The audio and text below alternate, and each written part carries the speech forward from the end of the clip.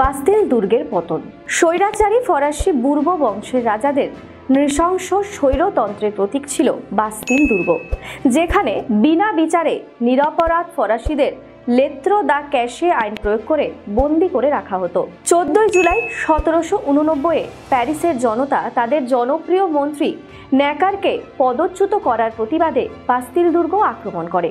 কারারক্ষীদের অধিকর্তা দ্য লুনকে নির্মমভাবে হত্যা করা হয়।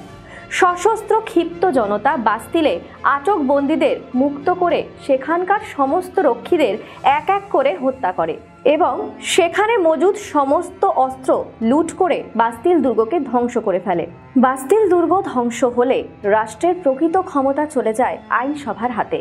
এর পাশাপাশি বিপ্লবীরা পৌর বিপ্লবের সূচনা ঘটায় এবং প্যারিসের পৌর শাসন নিজেরা দখল করে এক অস্থায়ী পৌর কমিশন গঠন করে। সম্পূর্ণ ভিডিও দেখতে ডাউনলোড করো আচার্য অ্যাপ।